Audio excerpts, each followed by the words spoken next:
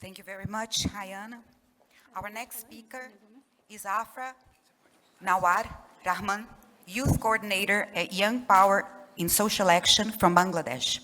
Afra works in one of the world's most climate vulnerable countries, where her organization empowers coastal communities to build resilience against rising sea levels and increasingly severe cyclones. She coordinates youth-led mangrove restoration efforts and climate adaptation programs that have become models for community-based climate action. Her work bridges traditional knowledge with climate science to create effective, locally appropriate solutions. Please, Afra Nawar Rahman, the floor is yours.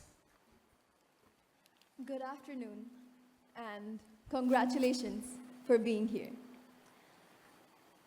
Every second that we hesitate, the world suffers.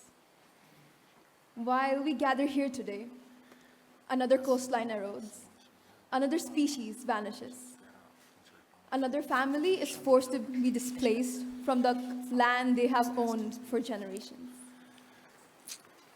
And in 2020 alone, Bangladesh faced such 4.4 million climate migrations, accounting for 15% of global migrations. This isn't just statistics, it's a clarion call. By 2050, up to 40 million people in South Asia are supposed to be displaced, 20 million of which displacements are to happen in Bangladesh. And nowhere is this crisis more personal to me than in Chattogram, my homeland.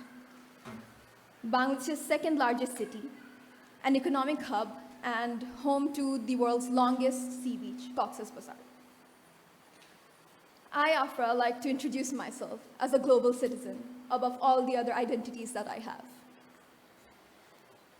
I like to define myself as by the country that I was born in. I never chose to become a climate activist. The role was assigned to me. I have seen the crisis unfold with my own eyes. I've stood stranded for hours with floodwater reaching my hips, trapped in my own city.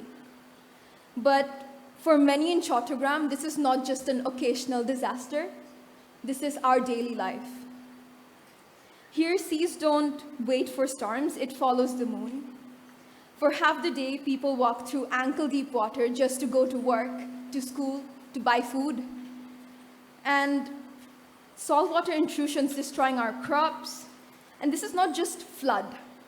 This is sea level rising in real time. This is our reality. Climate justice is a global crisis. This does not limit to only Bangladesh. The floods that drown my cities are connected to the droughts that's happening elsewhere. Climate change does not recognize borders, and thus our solutions should not be divided by borders either. Yet despite the warnings, despite the science, despite the lived experiences of those in the front line, actions remain slow. Promises are made, conferences are held, reports are published, yet the forests keep burning, the floods keep occurring, and our future that we dream of, it's slipping further and further away. We're told that change takes time, but time is the one thing that we do not have on our hand. Young people today are not just witnesses to the climate crisis, we are its inheritors, and we refuse to inherit a planet that's destroyed. We are not waiting for permission to act. At Young Power in Social Action IPSA, where I work, we have turned our vulnerability into our strength. We are tackling waste management and pollution problems through circular economy approaches. We are working with climate-displaced communities to find solutions, not just survival. We youth are proving that actions start with us. But that does not mean the authorities don't have responsibilities. We also need leaders who act, not just speak. We need policies that serve the planet and not the polluters. We need youth voices at every level, from grassroots actions to policy formation, because our participation is not optional, it's a necessity. So today I stand before you with a simple message. There is no time to waste. Time for discussion is over. Climate change will not pause for our convenience. Either we rise to the challenge or we watch the world we love slip away.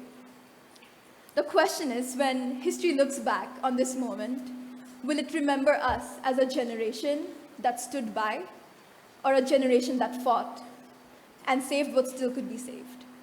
We still have a choice, but only if we act now. Thank you very much.